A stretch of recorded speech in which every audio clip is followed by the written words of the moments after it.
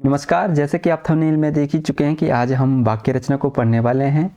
Exam में यहाँ से डेफिनेटली क्वेश्चंस बनते हैं कि वाक्य रचना क्या होती है। साथ ही साथ इसमें ये भी पूछे जाते हैं कि वाक्य रचना के कितने भेद होते हैं, तो वाक्य रचना के 3 भेद रहते हैं।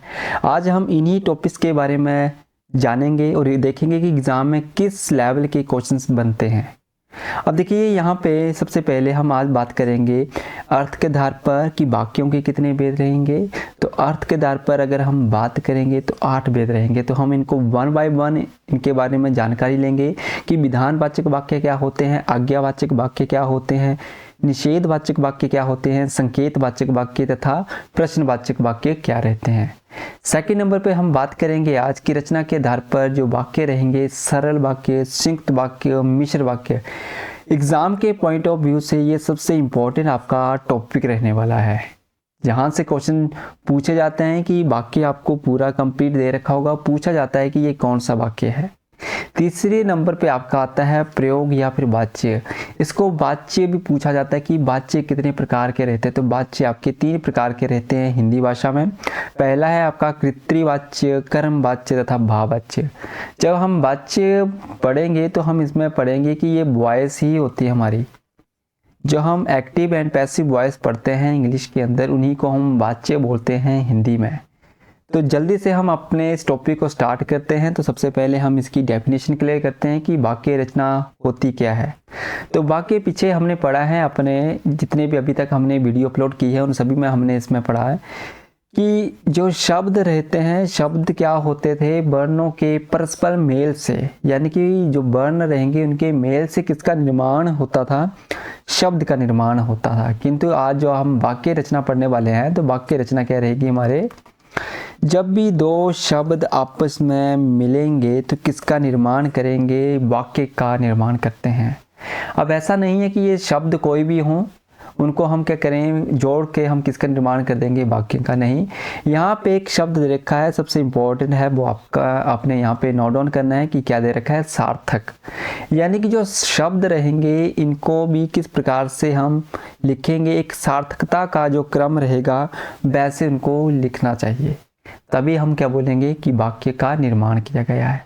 या फिर इस प्रकार से बोला जाए कि शब्दों का एक ऐसा समूह है जिससे क्या निकले, कोई ना कोई एक निश्चित अर्थ निकले, उसी को हम क्या बोलेंगे, वाक्य कहेंगे। यानी कि सार्थकता के साथ साथ हमें क्रमबद्धता का भी ध्यान में रखना है। तो यहाँ पे आप एग्जाम्पल में देख सकते हैं, सार्थकता यानी कि बिल्कुल सही क्रम से। अब देखिए, वह खाता है, अगर मैं इसी वाक्य को इस प्रकार से लिख दूंगा, है खाता वह, इस प्रकार से लिख दूंगा और मैं बोलूंगा कि क्या ये एक वाक्य है, तो ये आपका वाक्य नहीं कहलाया जाएगा।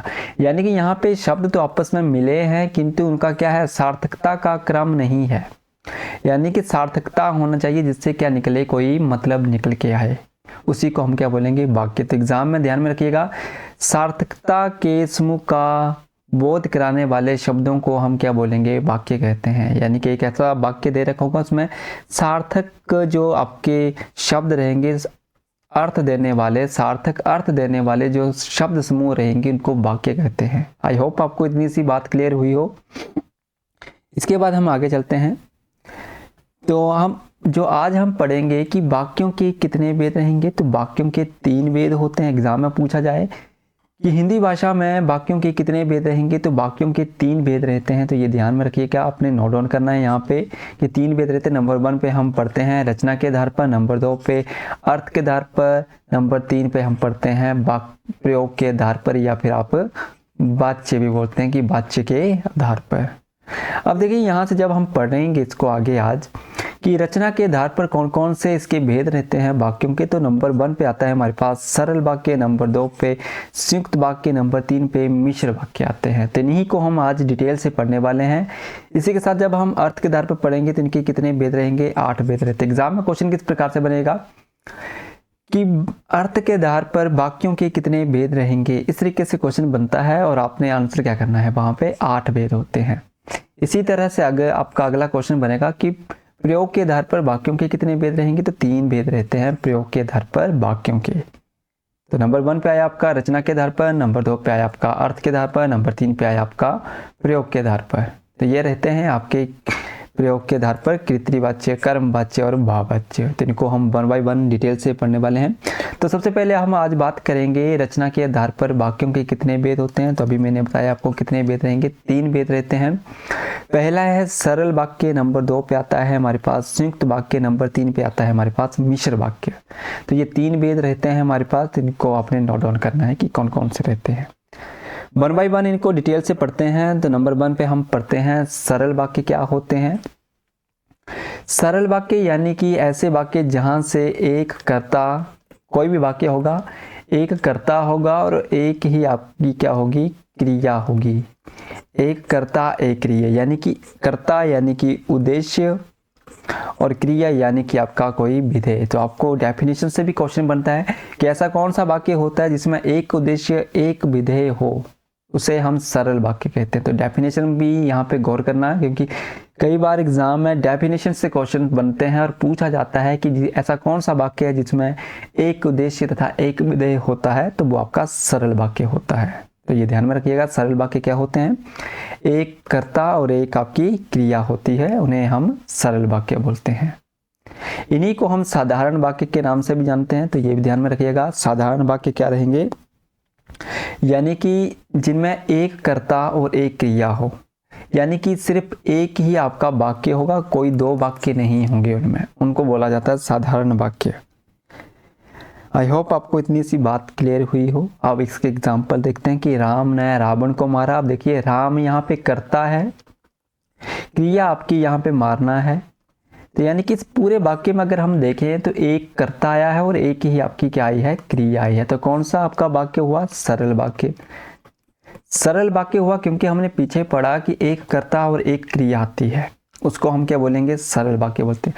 आशा अच्छा गाती है, यानी कि यहाँ पर भी क्या है, आशा आपका कर्ता, गाती यानी कि कोई क्रिया है। तो यानी कि यहाँ से भी हमें पता चलता है कि एक कर्ता और एक क्रिया आई है, तो वो भी आपका कौन सा वाक्य हो जाएगा, सरल वाक्य हो जाएगा। जैसे मैं बोलूँ कि मैं स्कूल जा रहा था, तो ये कौन सा रहेगा आपका, तो ये भी आपका सरल वाक्य। तो यहाँ पे मैं आपका क्या हो जाएगा, आपका कर्ता, जाने का काम हो रहा, जा रहा था, तो ये आपकी क्रिया हो गई। तो एक कर्ता एक क्रिया, सरल वाक्य।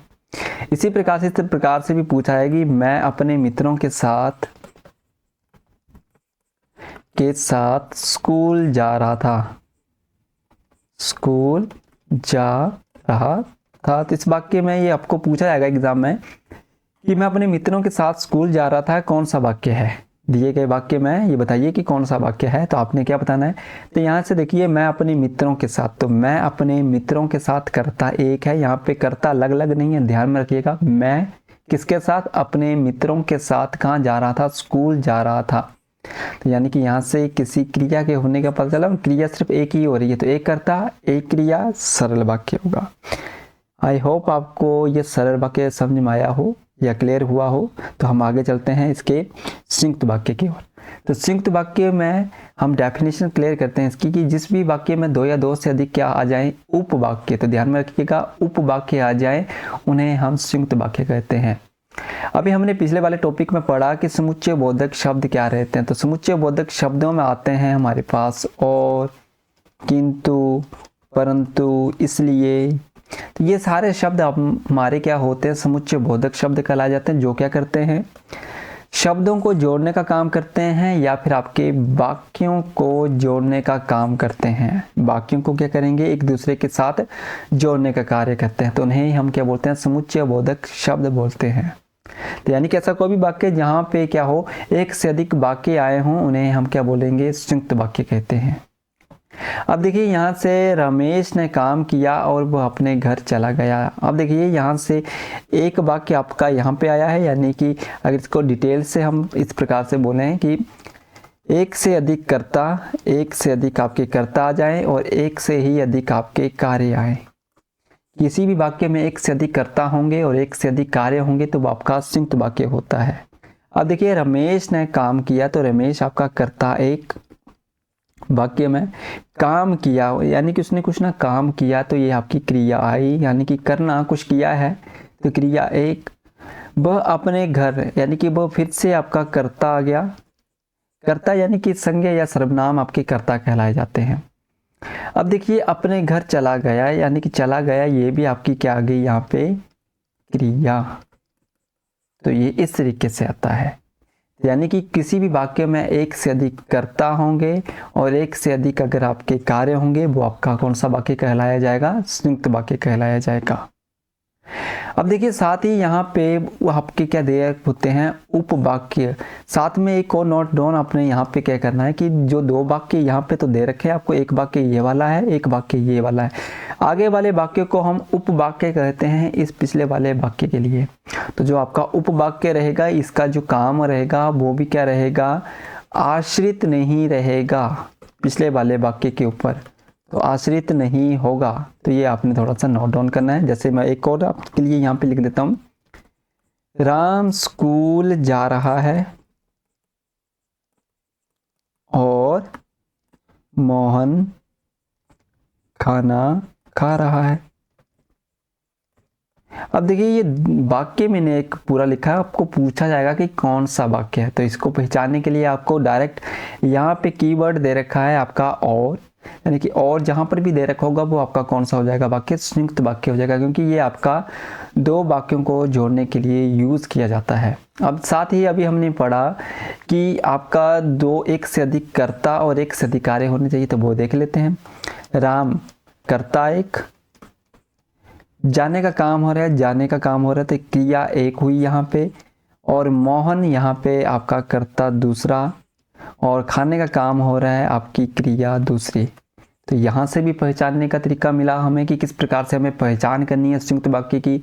एक और तरीका है इसको जानने का, ये कौन सा है। अब मैंने बोला कि आश्रित नहीं होंगे, अगला वाला वाक्य पिछले वाले वाक्य के ऊपर आश्रित नहीं होंगे, या पिछला वाला वाक्य अगले वाक्य के ऊपर क्या होगा, आश्रित नहीं होगा, यानी कि डिपेंड नहीं होगा। अब देखिए राम स्कूल जा रहा है, ये अपना कार्य कर रहा है, जबकि आपका मोहन अपना कार्य कर रहा है। दोनों एक दूसरे के ऊपर डिपेंड नहीं है कि राम तभी स्कूल जाएगा जब मोहन खाना खाएगा, ऐसा नहीं है।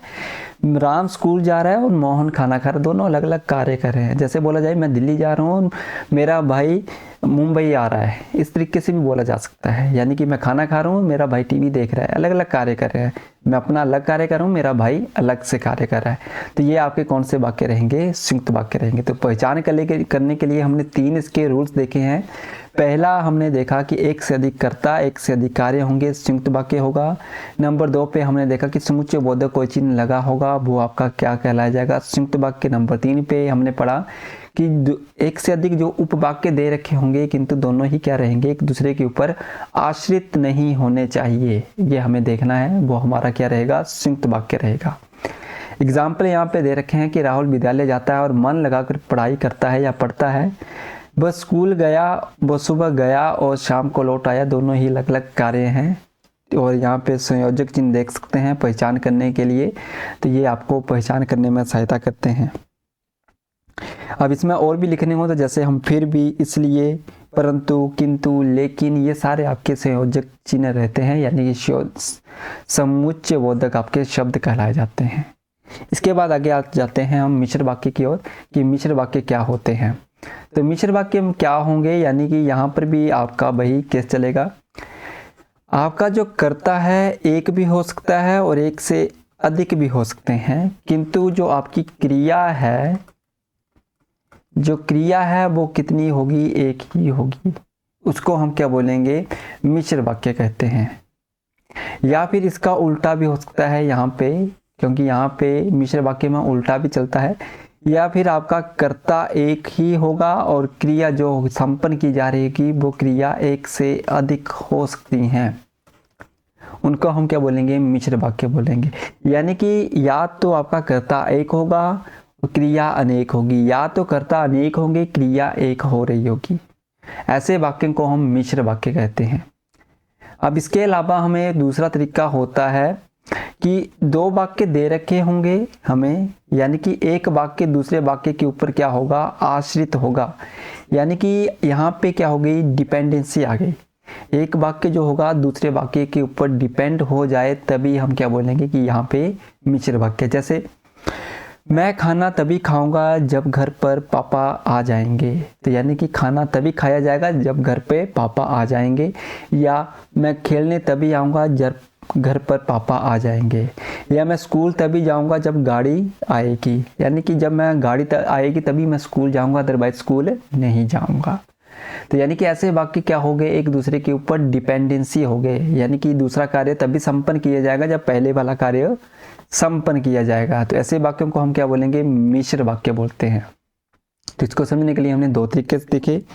पहला तरीका हमने देखा इसमें कि आपका एक कर्ता हो सकता है, अनेक क्रियाएं हो सकती हैं, कर्ता अनेक हो सकते हैं, क्रिया आपकी एक हो सकती है। ऐसे वाक्यों को हम मिश्र वाक्य बोलेंगे। या सबसे आसान है कि आश्रित या डिपेंडेंसी या इनडिपेंडेंसी, आश्रित तथा आपको आश्रित नहीं वाले वाक्य देखने हैं कि कौन सा वाक्य एक दूसरे के ऊपर आश्रित नहीं हो रहे हैं या हो रहे हैं। तो ऐसे वाक्यों को हम मिश्र वाक्य या संयुक्त वाक्य के अंदर रखते हैं। तो जब एग्जाम्पल देखते हैं, जब मैं घर से निकला तब वर्षा हो रही थी। तो यानी कि यहाँ पे जब आपका और तब, ये आपके मिश्र वाक्य में यूज किए जाते हैं। जब मैं घर से निकला तब क्या हो रही थी, वर्षा हो रही थी। तो यानी कि ये जो वर्षा हो रही थी ये आपका डिपेंडेंसी भी शो करता है साथ में, कि जब मैं घर से निकला था तब क्या हो रही थी, वर्षा हो रही थी। यदि तुम आओगे तो हम भी चलेंगे, यदि आप आएंगे तो हम भी चलेंगे। तो ऐसे वाक्य, यानी कि ये वाला अगर आप आओगे तभी हम चलेंगे, अदरवाइज नहीं चलेंगे। तो यानी कि ये जो आगे का जो कार्य है ये पिछले वाले कार्य के ऊपर क्या है, आश्रित है। वह काम हो गया जिसे करने के लिए आपने कहा था, यानी कि जिसे आपने करने के लिए कहा था वो क्या हो गया, अब हो गया। तो ये भी एक दूसरे के ऊपर क्या है, डिपेंडेंसी है। या इस प्रकार से बोला जाए, अगर आपने मुझे बुलाया होता तो मैं अवश्य आता, अगर आपने मुझे बुलाया होता तो मैं अवश्य आता। तो ये भी आपके कैसे होंगे, मिश्र वाक्य होंगे। इसकी पहचान करने के लिए आपको समुच्चय बोधक जो चिन्ह लगते हैं, अगर यहाँ पे आपका क्या आ जाएगा, अगर आ जाता है, या फिर हम अगर, मगर, जब, या फिर इसकी इस प्रकार से जैसे तैसे या जैसे ही, इस तरीके के जो रहेंगे आपके वो आपके केस में आते हैं। या फिर जैसे जैसे, वो भी आपका मिश्र वाक्य में आता है। अब मैं इसी तरह से एक एग्जांपल दे देता हूं आपको। एग्जाम में आ चुका है आपका, जैसे बोला जाए, जैसे ही बरसात हुई, जैसे ही बरसात हुई मेंढक टरटराने लगे। एग्जाम में पूछा गया था कि ये कौन सा वाक्य, जैसे ही बरसात हुई मेंढक टरटराने लगे, कौन सा वाक्य है। नीचे ऑप्शन दे रखे थे, सरल वाक्य, संयुक्त वाक्य तथा मिश्र वाक्य। तो यानी कि यहाँ पहचान करने के लिए आपको सबसे पहले दे रखा है जैसे ही। अब देखिए यहाँ से ही हमें डिनोट हो जाता है कि आपका वाक्य कैसा है, आपका मिश्र वाक्य रहेगा, क्योंकि ये आपके मिश्र वाक्य में लगाए जाते हैं। जैसे ही, जैसे जैसे, तैसे जैसे तैसे, ये आपके मिश्र वाक्य में लगाए जाते हैं। अब देखिए एक दूसरे के ऊपर क्या डिपेंडेंसी हो रही है। बरसात हुई, जैसे ही बरसात हुई मेंढक टरटराने लगे। तो यानी कि टराने का काम कब हुआ, बरसात हुई, जैसे ही बरसात हुई उसी के बाद मेंढक क्या करने लगे, टरटराने लगे। तो यानी कि एक दूसरे के ऊपर डिपेंडेंसी भी आई, यानी कि आश्रित आए। ये जो आगे वाला वाक्य है, उपवाक्य है, वो पिछले वाले वाक्य के ऊपर क्या है, आश्रित है। अब इसमें एक और हमने पढ़ा था कि कर्ता एक से अधिक या एक हो सकता है। तो यानी कि देखिए यहाँ से आपकी क्या है, क्रिया, पहली क्रिया बरसात होना, क्रिया एक है। अब मेंढक आपका कर्ता एक है, पहला कर्ता आया। टरटराने का कार्य दूसरा किया जा रहा है, यानी कि एक और क्रिया हुई, क्रिया दूसरी। तो यानी कि एक से अधिक क्रिया किंतु कर्ता एक। तो यानी कि कौन सा आपका मिश्र वाक्य। या फिर इस प्रकार से बोला जाए कि कर्ता दो हो सकते हैं और क्रिया एक होगी। तो वहां पर भी आपका कौन सा वाक्य रहेगा, मिश्र वाक्य रहेगा। तो ये आपके सरल वाक्य, संयुक्त वाक्य तथा मिश्र वाक्य को पहचानने का एक तरीका है कि एग्जाम में हमें किस तरीके से इनको पहचान करनी है। इसके बाद हम दूसरे भेद पे आते हैं कि जो हमने पढ़ा है, अर्थ के आधार पर वाक्यों के कितने भेद होते हैं। तो अर्थ के आधार पर वाक्यों के 8 भेद होते हैं। कितने भेद होंगे, 8 भेद होते हैं। एग्जाम में पूछा जाता है कि अर्थ के आधार पर वाक्यों के कितने भेद होंगे, तो हमारा आंसर कितना रहेगा, 8। कौन कौन से हैं, नंबर 1 पे आता है विधानवाचक वाक्य, नंबर 2 पे आता है निषेधवाचक वाक्य, नंबर 3 पे आता है विस्मयवाचक वाक्य, नंबर 4 पे आता है संदेहवाचक वाक्य, नंबर 5 पे आता है आज्ञावाचक वाक्य, नंबर 6 पे आता है संकेतवाचक वाक्य नंबर 7 पे है इच्छावाचक वाक्य एंड लास्ट है आपका प्रश्नवाचक वाक्य। तो ये रहते हैं 8। यहाँ से कई बार एग्जाम में क्वेश्चन पूछे जाते हैं, आपको वाक्य दे रखा होगा और बोला जाएगा कि ये वाक्य कौन सा है। नीचे 4 ऑप्शन में ये आपको मिल जाएंगे, 8 में से पूछा जाएगा कि ये वाक्य कौन सा है। तो इनको हम 1 बाय 1 इनकी डेफिनेशन से क्लियर करते हैं कि एक्चुअली चीज़ें होती क्या हैं। तो सबसे पहले नंबर 1 पे हम बात करेंगे कि विधानवाचक वाक्य क्या होते हैं। तो विधानवाचक वाक्य ऐसे वाक्य रहते हैं जहाँ से किसी क्रिया के होने का पता चलता हो, कि ऐसा वाक्य जहाँ से हमें किसी क्रिया के होने का बोध हो या फिर होने का पता चलता हो, उन्हें हम क्या बोलेंगे, विधानवाचक क्रिया बोलते हैं। क्रिया यानी कि किसी विधि, विधान से याद रखना किसी विधि के होने का पता चलता हो। तो विधि किसको बोलते हैं, क्रिया को बोलते हैं। किसी विधि के होने का पता यानी कि क्रिया के होने का पता चलता हो। जैसे एग्जाम्पल दे रखा है कि राम खेल रहा है, तो राम क्या कर रहा है, खेलने का काम कर रहे हैं, यानी कि यहाँ से किसी क्रिया के होने का पता चलता है।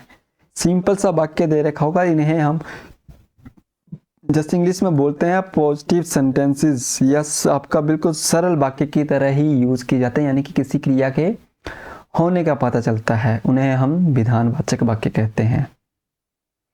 अब देखिए जैसे बोला जाए प्रधानमंत्री लाल किले पे झंडा फहरा रहे हैं, तो यानी कि प्रधानमंत्री लाल किले पे क्या कर रहे हैं, किस क्रिया को कर रहे हैं, फहराने का काम कर रहे हैं, यानी कि कोई क्रिया की। मैंने खाना खाया, तो यानी कि मैंने खाना खाया, तो वो खाना खा रहा हूँ या खाया, तो यहाँ से भी किसी क्रिया के होने का पता चलता है। तो यानी कि ऐसी कोई भी वाक्य होगा जहाँ से हमें किसी क्रिया के होने का पता चलता हो, वो कौन सा वाक्य रहेगा, विधानवाचक वाक्य रहता है। नेक्स्ट है हमारे पास निषेधवाचक वाक्य। तो निषेधवाचक वाक्य क्या रहेंगे, यानी कि ऐसे वाक्य जहाँ से किसी क्रिया के होने का पता ना चले, यानी कि ऐसे वाक्य जहाँ से किसी क्रिया के होने का पता ना चले, ऐसे वाक्यों को हम निषेधवाचक वाक्य कहते हैं। यानी कि क्रिया जहाँ पे हमें ये बताएगी कि वो क्रिया संपन्न नहीं की जा रही है। ज़्यादातर ऐसे वाक्यों में हम नहीं शब्द का यूज़ करते हैं। जैसे मैं बोलूँ कि राम खाना नहीं खा रहा है, बिल्कुल सिंपल सा है। अब देखिए यहाँ से नहीं खा रहा है यानी कि किसी क्रिया के नहीं होने के बारे में हमें बताया जा रहा है, निषेधवाचक वाक्य। तो यानी कि पहचान के लिए हमें नहीं शब्द दे रखा होता है कि राम खाना नहीं खा रहा है, राम सो नहीं रहा है, राम पढ़ नहीं रहा है, वह स्कूल नहीं जा रहा है, यानी कि वो नहीं जा रहा है, यानी कि किसी क्रिया के नहीं होने के बारे में हमें इंडिकेट करता है। इसके बाद अगला आता है हमारे पास आज्ञावाचक वाक्य। आज्ञावाचक वाक्य ऐसे वाक्य रहते हैं जहाँ से हमें आज्ञा या फिर किसी से अनुमति लेने या फिर हमें रिक्वेस्ट करने, यानी कि अनुमति लेने या फिर देने, किसी को आज्ञा देने के लिए हम इन वाक्यों का यूज़ करते हैं। अब देखिए जैसे कि यहाँ पे एग्जांपल दे रखे हैं कि कृपया हस्ताक्षर कर दीजिए, तो कृपया हस्ताक्षर कर दीजिए, तो ये वाक्य कैसा रहेगा आपका, आज्ञावाचक, रिक्वेस्ट का है, यानी कि अनुमति है, अनुमति लेने के लिए हमने क्या किया है, कृपया हस्ताक्षर कर दीजिए, रिक्वेस्ट है। तुम अंदर जाकर पढ़ाई करो, क्या है, ऑर्डर है, यानी कि आज्ञा है आपकी, तो ये कौन सा वाक्य रहेगा आपका, आज्ञावाचक वाक्य रहेगा। जैसे बोला जाए कि सुनो इधर आओ, इस तरीके के जो भी वाक्य रहेंगे, सुनो इधर आओ या सुनो बैठ जाओ, यहाँ बैठो, उधर जाओ, ये सारे वाक्य क्या है आपके आज्ञावाचक वाक्य होते हैं। या फूल मत तोड़ो, ये भी आपका कैसा रहेगा, आपका आज्ञावाचक वाक्य रहेंगे। नेक्स्ट है आपका प्रश्नवाचक वाक्य। प्रश्नवाचक वाक्य यानी कि ऐसे वाक्य जहाँ से हमें प्रश्न करने का भाव प्रकट होता हो, उन्हें हम प्रश्नवाचक वाक्य कहते हैं। तो ये ध्यान में रखिएगा, यानी कि प्रश्न पूछा जाए या फिर बतलाया जाए या फिर कहीं से पूछा जाए, तो वो आपके क्या रहेंगे, प्रश्नवाचक। अब यहाँ पे पहचान के लिए हमें प्रश्नवाचक चिन्ह दे रखा होता है। किस प्रकार से लगाया जाता है प्रश्नवाचक चिन्ह, इस तरीके से लगाया जाता है। जैसे राहुल को किसने डांट दिया, राहुल को किसने डांट दिया, तो यहाँ पे प्रश्नवाचक चिन्ह हमें इंडिकेट करता है कौन सा वाक्य है, प्रश्नवाचक है। साथ में ये वाले आपकी पहचान करने में सहायता करते हैं, प्रश्न बनाने में, किसने, आपको किससे मिलना है, आपका क्या नाम है, आप वहाँ क्यों गए थे, ये सारे आपके कैसे हैं, प्रश्नवाचक वाक्य हैं। आप कई बार जो आपके ये रहते हैं, क्या, किसको, कब, क्यों, कैसे, ये सारे आपके कभी कभी स्टार्टिंग में भी आ जाते हैं। क्या आपने खाना खाया, कि आपने खाना खाया, प्रश्नवाचक लगेगा, तब भी ये क्या कहलाया जाएगा, आपका प्रश्नवाचक वाक्य कहलाया जाएगा। इसके बाद अगला आता है हमारे पास इच्छावाचक वाक्य। तो इच्छावाचक वाक्य होते क्या हैं, यानी कि ऐसे वाक्य जहाँ से हमें इच्छा बतानी हो, या फिर किसी के लिए कामनाएं करनी हो, या फिर शुभ कामनाएं देनी हो, या किसी को आशीर्वाद देना हो, तो इनके लिए हमें जो भाव प्रकट करना होता है, तो उसके लिए हम जो जिसका भी यूज़ करते हैं वाक्यों में, उन्हें हम इच्छावाचक वाक्य कहते हैं। ज़्यादातर हम इनमें भगवान का सहारा लेते हैं कि भगवान करे आप सभी की जल्द नौकरी लग जाए, तो ये भी आपका कैसा वाक्य रहेगा, इच्छावाचक वाक्य रहेगा, क्योंकि यहाँ पे मैं अपनी इच्छा बता रहा हूँ आपसे कि आपकी जल्द नौकरी लग जाए। या फिर इस प्रकार से बोला जाए, आपकी यात्रा मंगलमय हो, ईश्वर तुम्हें लंबी आयु दे, ये भी आप क्या करते हैं, किसी के लिए प्रार्थना करें, यानी कि किसी को आशीर्वाद दे रहे हैं, यानी कि किसी को ब्लेसिंग देने का काम जो रहता है, वो कौन से वाक्य करते हैं, इच्छावाचक वाक्य कहलाए जाते हैं। तो आई होप आपको इतनी सी बात क्लियर हुई हो कि इच्छावाचक वाक्य क्या कहलाए जाते हैं, यानी कि किसी को क्या करना है, ब्लेसिंग देना है, यानी कि शुभ कामनाएं देना है, अपनी इच्छा बतानी है। अब यहाँ पे ज़रूरी नहीं है कि आपके यही वाले वाक्य आए, आपके यहाँ पे कर्स भी आ जाती है। कर्स यानी कि आपका अभिशाप, जो आपके अभिशाप रहते हैं उनको भी यहाँ पे काउंट किए जाते हैं। अभिशाप यानी कि जो हम किसी को बुर्दवा देते हैं, अगर मैं अपनी भाषा में बोलूँ, जो हम बुर्दवा देते हैं, तो वो भी आपकी इच्छावाचक है, क्योंकि आप अपनी इच्छा बता रहे हैं कि भगवान करे उसका सब कुछ सत्यानाश हो जाए। इस तरीके के जो वाक्य रहेंगे वो भी आपके कैसे रहेंगे, इच्छावाचक वाक्य रहते हैं। इसके बाद आगे चलते हैं हम। इसके बाद अगला है हमारे पास संदेहवाचक वाक्य, यानी कि ऐसे वाक्य जहां से किसी क्रिया में संदेह उत्पन्न हो जाए। अब संदेह कैसे होगा साथियों, संदेह इस तरीके से होगा कि किसी क्रिया के होने या ना होने में भी क्या हो जाए, संकोच हो जाए कि होगी या फिर नहीं होगी। जैसे ज़्यादातर हम यूज़ करते हैं फ्यूचर में, जैसे कि फ्यूचर में बोला जाए कि शायद कल बारिश हो जाए, तो ऐसे हम अक्सर बोलते हैं। तो वो कैसा वाक्य होगा आपका, तो वो वाक्य होगा आपका संदेहवाचक वाक्य। या फिर इस तरीके से बोला जाए आपका कि वो अपने गांव चला गया होगा, तो वो अपने गांव चला गया होगा, तो इसका भी पता नहीं वो चला गया है या नहीं गया है, वो अपने गांव चला गया होगा, तो ये भी आपका कैसा रहेगा, संदेहवाचक। यानी कि यहाँ से किसी क्रिया के होने या न होने में भी संकोच है कि होगी आगे या नहीं होगी। या फिर इस तरीके से बोला जाए कि राधा बगीचे में आ गई होगी, या मोहन स्कूल चला गया होगा। इस तरीके के जो वाक्य रहेंगे, जहाँ यानी कि ज़्यादातर हम अगर हम बात करें फ्यूचर में, यानी कि कोई भी अगर हमें वाक्य फ्यूचर में प्रयोग करना है, तो उसके लिए क्रिया क्या रहेगी, असमंजस जैसी रहती है, क्योंकि वहाँ से क्रिया के संभावना व्यक्त करता है, हो भी सकता है और नहीं भी हो सकता है, फ्यूचर की बात है। इसके बाद नेक्स्ट हमारे पास संकेतवाचक वाक्य।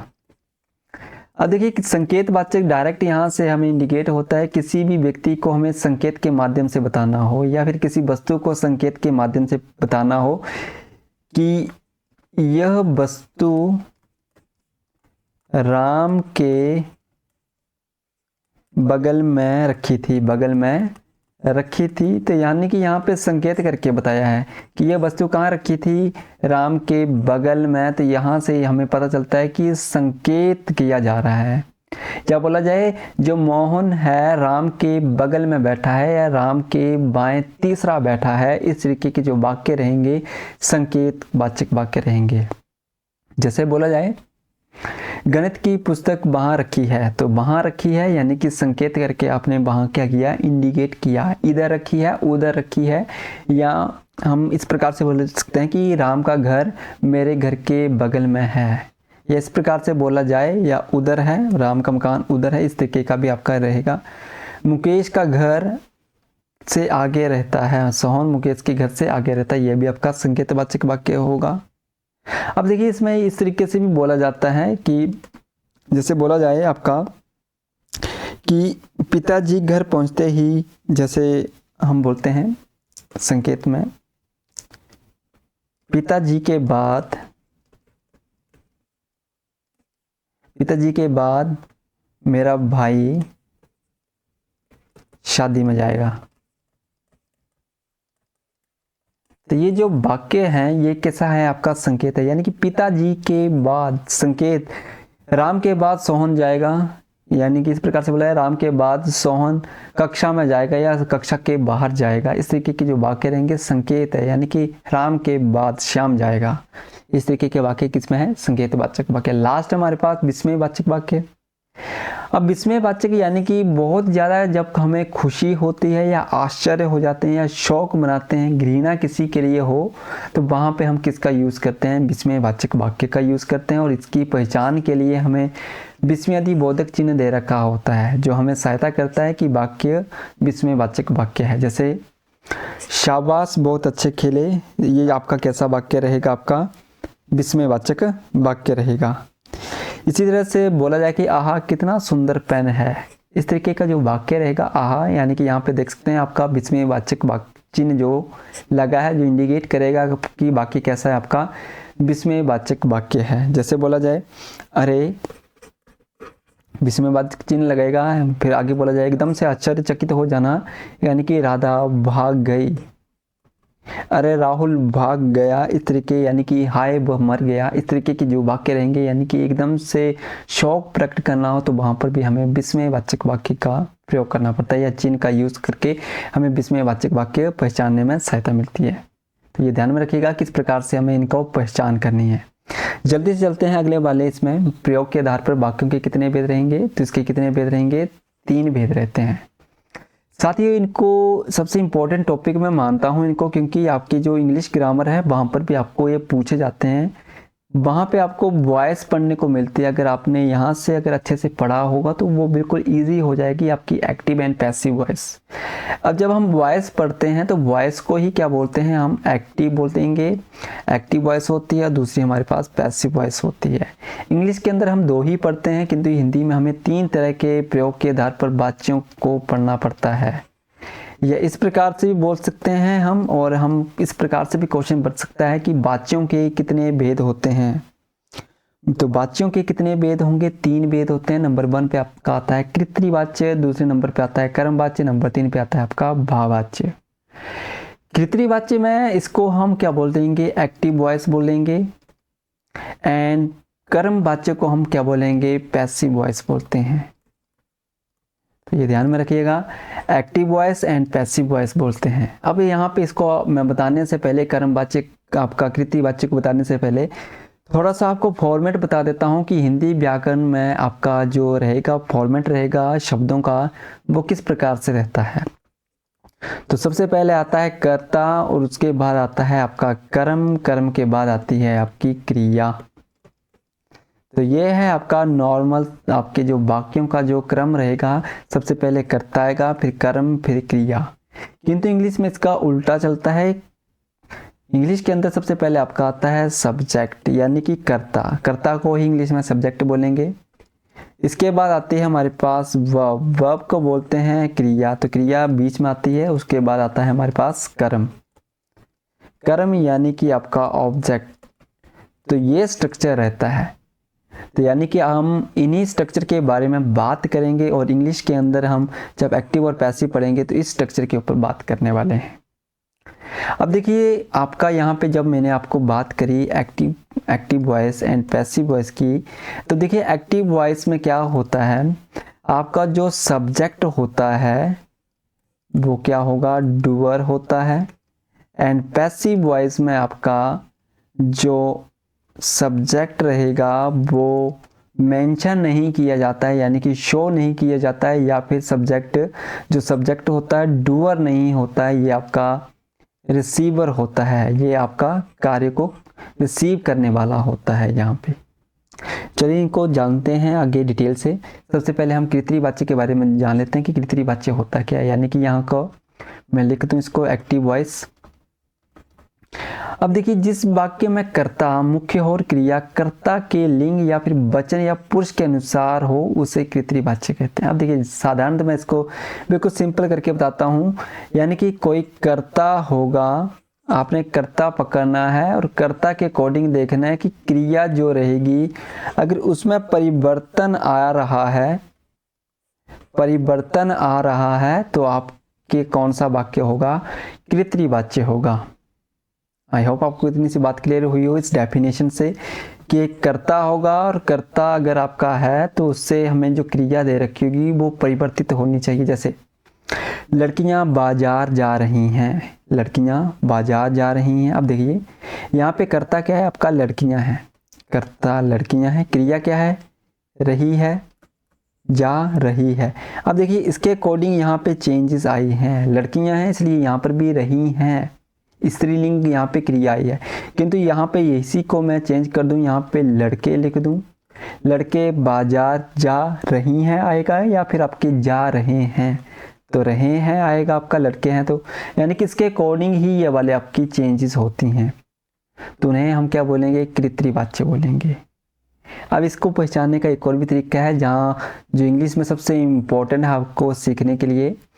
अब देखिए इंग्लिश के अंदर हमें पता होता है कि जो डूअर है यानी कि कार्य करने वाला, कार्य करने वाला यदि आपका सब्जेक्ट में दे रखा होगा यानी कि कर्ता होगा तो हम उसको क्या मानेंगे, उसको हम कर्म आपका कृत्रिवाच्य मानेंगे यानी कि एक्टिव वॉइस मानेंगे। जैसे बोला जाए राम खाना खाता है। अब देखिए यहाँ से राम खाना खाता है, अब देखिए जो खाने का काम कर रहा है वो कौन कर रहा है, किसने कार्य किसने किया है, तो ये किया है आपका राम ने। तो ये आपका जो राम है अगर ये आपका डूअर है यानी कि सब्जेक्ट में लिखा होगा तो हम किसको मानेंगे, कृत्रिवाच्य है। जैसे बोला जाए कि मोहन पत्र लिखता है। अब देखिए पत्र लिखता है किंतु लिखने का काम किसने किया है, मोहन ने किया है, सब्जेक्ट में दे रखा है, सब्जेक्ट में जो चीज़ दे रखी होगी अगर यही ये काम कर रहा है तो वो आपका कृत्रिवाच्य होगा यानी कि एक्टिव वॉइस होगी, तब हम यूज़ करेंगे एक्टिव वॉइस का। और ये जब आपका यहाँ पे नहीं होगा तब हम क्या मानेंगे, जैसे बोला जाए सिर्फ यही बोला जाए कि पत्र लिखा जाता है।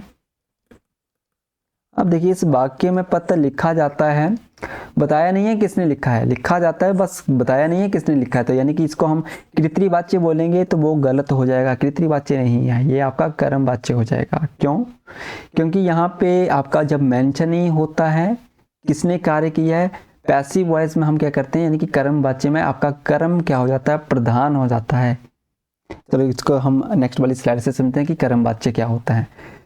तो कर्मवाच्य में अभी मैंने बोला कि यानी कि पुस्तक पढ़ी जाती है, सिर्फ काम बताया जाता है कि काम क्या हो रहा है। यहाँ पे ये नहीं बताया जाता कि किसके द्वारा पढ़ी जा रही है, यानी कि आपका यहाँ पे डूअर नहीं है, यहाँ पे कर्ता ही नहीं दे रखा है, कर्ता नहीं है, कर्ता यानी कि कार्य करने वाला, कार्य करने वाला नहीं मिलेगा आपको कर्मवाच्य में। तो यानी कि ये पहचान करनी है आपकी कर्मवाच्य और कृत्रिवाच्य में। कृत्रिवाच्य में आपका जो कर्ता रहेगा सब्जेक्ट में दे रखा होगा यानी कि सबसे आगे दे रखा होगा, किंतु कर्मवाच्य में आपको कर्ता नहीं मिलेगा सबसे आगे कर्ता, यहाँ पे आपको क्या मिलेगा, कर्म मिलेगा। कर्म यानी कि जो कार्य किया जा रहा है, तो कार्य क्या किया जा रहा है, पुस्तक पढ़ने का कार्य किया जा रहा है, तो वो आपको यहाँ पे मिलेगा। डेफिनेशन में दे रखा कि कर्म के अनुसार क्रिया परिवर्तित हो जाए, तो पुस्तक यानी कि यहाँ पे कर्म है और इसके अनुसार यहाँ पे क्या हुई है, जाति है। अब देखिए पुस्तक आपका पता होना चाहिए पुल्लिंग है या फिर आपका स्त्रीलिंग है, तो पुस्तक आपका क्या है, स्त्रीलिंग है। कैसे पहचान हुई पुस्तक स्त्रीलिंग है, कोई भी विशेषण लगा दो इसके आगे, मेरा या फिर मेरी। अगर मेरा से आंसर आएगा तो वो आपका पुल्लिंग हो जाएगा, मेरी से आंसर आ जाएगा तो वो आपका स्त्रीलिंग हो जाएगा।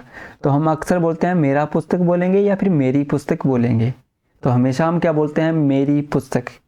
ये पुस्तक किसकी है, मेरी है, तो मेरी पुस्तक बोल देंगे, चाहे वो आप पुल्लिंग है चाहे वो आप स्त्रीलिंग है, किसके क्या यूज़ करेंगे, मेरी, मेरी पुस्तक। तो मेरी आपकी पुस्तक है तो पुस्तक आपका स्त्रीलिंग शब्द हुआ। जब हम स्त्रीलिंग और पुल्लिंग पढ़ेंगे तो वहाँ पर भी हम इनको ढेर से अच्छे से करेंगे कि किस प्रकार से हमें पहचान करनी होती है। तो यहाँ से हमें पता चला ये आपका स्त्रीलिंग है, इसलिए इसके अकॉर्डिंग क्या आया, यहाँ पे जाती है। इसी प्रकार से हम बोलें गीता पढ़ी जाती है तो वो भी आपका स्त्रीलिंग आ जाएगा। जैसे बोला जाए खाना खाया जाता है, तो देखिए यहाँ पे सिर्फ एक्शन बताया है कि कार्य क्या किया गया है। पैसिव वॉइस होता है यही है कि डायरेक्ट बताया जाता है कि कार्य क्या किया जा रहा है। जैसे बोला जाए कि यहाँ गाड़ियाँ वॉश, यहाँ पे गाड़ियाँ ठीक करी जाती हैं, या फिर किसे बोले यहाँ दूध मिलता है, सिर्फ काम के बारे में बताया है। ये बताने की ज़रूरत नहीं है कि आप ये कार्य कौन कर रहा है। जब ये बताने की ज़रूरत नहीं होती तो हम किसका यूज़ करेंगे, पैसिव वॉइस का यूज़ करते हैं, यानी कि कर्मवाच्य का वहाँ पे यूज़ करते हैं। तो इसको पहचानने के लिए दो तरीके मैंने आपको बताए हैं। एक आपने कर्म के अकॉर्डिंग देखनी है कि क्रिया चेंज हुई, दूसरा आपने देखना कि जो कर्ता होगा वो आपका नहीं आना चाहिए। इसका एक और तरीका है, आपका द्वारा शब्द अगर आपका वहाँ पे लगा होगा तो वो भी हमें इंडिकेट करता है कि कर्मवाच्य है। कई बार क्या होता है कि हमें बताना पड़ता है कि किसके द्वारा खाया गया है खाना, तो हमें साथ में क्या यूज़ करना पड़ता है, द्वारा यूज़ करना पड़ता है। और इंग्लिश में अगर पैसिव वॉइस में बात करें तो वाई लगाना पड़ता है सब्जेक्ट के लिए। अब देखिए खाना खाया जाता है तो क्या बोला जाएगा, राम द्वारा खाना खाया जाता है, खाना खाया जाता है। तो यानी कि यहाँ से पहचान हो जाएगी, द्वारा शब्द आपको मिल जाएगा तो वो आपका कर्मवाच्य ही रहेगा। आई होप आपको इतनी सी बात क्लियर हुई। नेक्स्ट पे चलते हैं। तो नेक्स्ट है हमारे पास भाववाच्य वाक्य, यानी कि ऐसे वाक्य जहाँ से ना तो आपकी कर्ता और ना ही कर्म के अनुसार जो क्रिया रहेगी उसमें परिवर्तन आए। यानी कि परिवर्तन ना तो कर्ता के अकॉर्डिंग आएगा ना ही कर्म के अकॉर्डिंग आएगा, वो किसके अकॉर्डिंग आएगा, भाव के अकॉर्डिंग परिवर्तन आता है। तो ऐसे वाक्यों को हम क्या बोलेंगे, हम इन ऐसे वाक्यों को हम भाववाच्य वाक्य कहते हैं। जैसे मधु से खाना भी नहीं खाया जा रहा है, तो यानी कि खाना भी, और यहाँ से नकारात्मकता का बोध होता है। जितने भी हमें भाववाचक वाक्य मिलेंगे, भाववाच्य वाक्य मिलेंगे, उन सभी में नकारात्मकता का बोध होगा, किंतु किसके साथ, भाव के अकॉर्डिंग। तो भाव के अकॉर्डिंग यानी कि मधु से खाना भी, तो यानी कि भी यानी कि भाव के साथ भी नहीं खाया जा रहा है। या इस प्रकार से बोलूं, मेरे पिताजी से नहीं दौड़ा जाता, मेरे पिताजी से नहीं दौड़ा जाता। इस प्रकार से माताजी से नहीं देखा जाता है, तो वो भी आपके कैसे वाक्य रहेंगे, आपके भाववाच्य वाक्य रहेंगे। तो भाववाच्य पहचानने की क्या तरीका है, नकारात्मकता का बोध रहेगा। अगर इससे भी ज़्यादा अगर हमें इसमें बिल्कुल सिंपल सा देखना हो तो नहीं शब्द यहाँ पर भी आपको मिल जाएगा भाव के साथ। तो ये थे हमारे पास पूरी वाक्य। और वाक्य रचना में हमने इसके 3 भेद पढ़े। सबसे पहले नंबर 1 पे हमने पढ़ा रचना के आधार पर, नंबर 2 पे हमने अर्थ के आधार पर पढ़ा, नंबर 3 पे हमने प्रयोग या फिर वाच्य के आधार पर पढ़ा। रचना के आधार पर हमने इसके 3 भेद पढ़े थे, सरल वाक्य, संयुक्त वाक्य, मिश्र वाक्य में। अर्थ के आधार पर हमने इसके 8 भेद पढ़े, और प्रयोग के आधार पर अभी हमने इसके 3 भेद पढ़े। इसको वाच्य भी कहते हैं। वाच्यों के कितने भेद होते हैं, 3 भेद होते हैं। आपके कृत्रिम वाच्य है, कर्म वाच्य तथा भाववाच्य, ये रहते हैं आपके 3 भेद। आई होप आपको ये वीडियो अच्छी लगी हो। अगर आपको कहीं पर भी किसी चीज़ का डाउट आया हो तो इसको ज़रूर हमें कमेंट बॉक्स में रिप्लाई करें। इसी के साथ हम आपसे लेते हैं अलविदा। चैनल को लाइक कीजिएगा, सब्सक्राइब कीजिएगा तथा दोस्तों के साथ शेयर कीजिएगा। मिलते हैं आपको अगली वीडियो में इनके MCQ क्वेश्चंस को लेके, ताकि आपको एग्ज़ाम में पता चल जाए कि किस तरीके के MCQ क्वेश्चंस पूछे जाते हैं। और जो मैं MCQ क्वेश्चंस लेके आऊँगा वो पिछले प्रीवियस ईयर जितनी भी परीक्षाएँ हुई हैं उन सभी में वाक्य रचना से रिलेटेड जितने क्वेश्चन आ चुके हैं उन सभी से रिलेटेड मैं आपको MCQ बताऊँगा। और यहाँ से आपकी क्या हो जाएगी, प्रैक्टिस हो जाएगी, ताकि आप एग्ज़ाम में एक अच्छा स्कोर बिल्ड कर सकें। तो इसी के साथ देते हैं आपसे अलविदा। धन्यवाद।